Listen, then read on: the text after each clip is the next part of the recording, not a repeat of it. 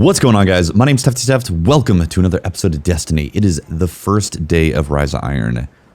A momentous occasion. Year 3 has been unleashed into our gaming world of Destiny. It is very exciting. In this video, I wanted to talk about my first impression of the story, because the campaign is 5 major missions, and it's, it's relatively short, which some people are going to be like, what? Why is the story so short? I can't believe this. I want to talk about that. Also, I'm at Felwinters Peak as well. And yeah, I just want to give my first impressions over the first few hours of being able to play it.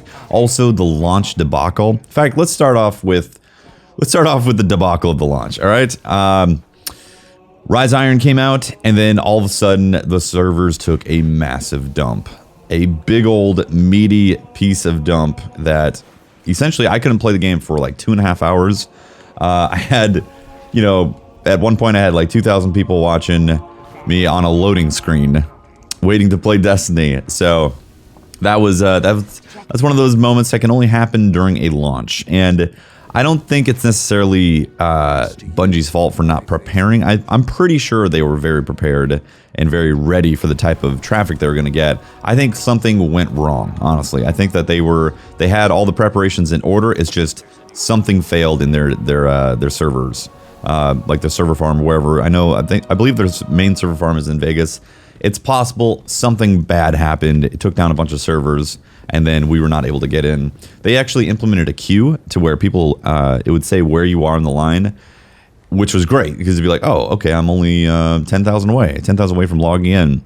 The problem is you'd get kicked, and then in my particular case, I was down to 2,000, and then got kicked, put up to 100,000, then I got kicked again, put to 200,000, and then nearly 300,000, and then I think I got kicked a few more times, and then finally I got into the server. Took me 2.5 hours to finally play Rise of Iron last night, so that was a little exhausting. However, the stream hype was just insane, so thank you guys so much if you were there for that stream.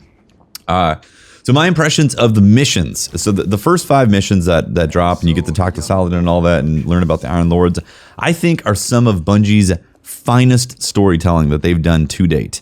The cinematics, the way they put together the missions, like you unlock Felwinters Peak here from Fallen and also Siva and all that. The way they put together the missions and told a story, even though it was only 5 missions, was fantastic. It was the first time I really felt super connected to a story in Destiny in a way where I was like, wow, I emotionally moved just off of 2 hours of campaign type of stuff. And what you guys need to keep in mind is that the 5 missions don't mean that that's it. Like it's like the introduction to Rise of Iron, because what happens as soon as you do those 5 missions, suddenly you have these that unlock, you have the plague lands that unlock, you have Echoes of the Past. I'm pretty sure this is Galahorn. I believe that the exotic quest line to unlock Galahorn.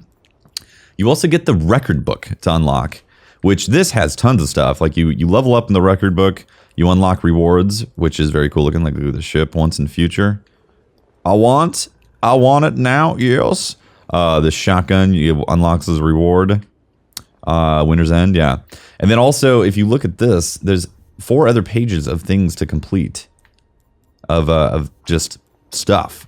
So that's complete bounties for the Iron Lords, open chests in the Plaguelands Patrol, and then there's hidden stuff, mystery stuff. Oh, Wrath of the Machine, that's the raid, yep. Then also Crucible as well.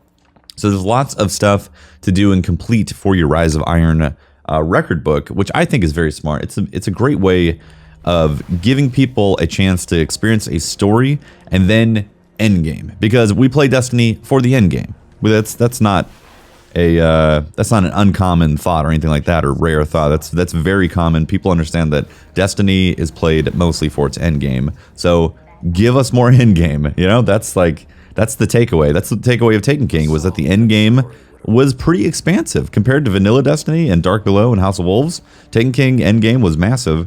So I'm pretty sure that they're taking that note and pushing it forward with Rise of Iron, giving us a meaty endgame. So my experience of the 5 missions was, yes, they were short. The cinematics were beautiful, really beautiful. And the art direction of those missions and this Felwinters Peak and also the Plaguelands, once you get into the Plaguelands, like it's beautiful. They've done an incredible job. Like, I'm very impressed with Bungie's art team. I've always been impressed with Bungie's art team, but now that they've gotten rid of last gen, so they have more hardware behind them to be able to make content for current gen. It's showing. It really is. It's beautiful. And Felwinters Peak, oh my god, Felwinters Peak is just a gorgeous place. It feels like it's rooted in history. It's just absolutely beautiful. So cool. Yeah. They've done an excellent job. All right, guys, that is it for my thoughts on the first 5 missions and so far playing Rise of Iron. Like I said, I'm having a blast. It's really great to have new content. At some point, I do want to climb Felwinters Peak. I was trying it earlier, and it's a little frustrating, honestly. When you fall off, you get bumped. I'm like, ugh. So I'm gonna save that for another video. But you guys are amazing. Thank you so much for watching. Hit the like button if you enjoyed the video. Sub to the channel if you haven't already. And I'll be bringing more Destiny content to you guys very, very soon. Thank you so much for watching. Follow me on Twitter as well if you want to know when I go live on twitch.tv/TeftyTeft. Follow me there and follow me on Twitter, twitter.com/Teft. You guys are beautiful. I'll see you next time. Deuces.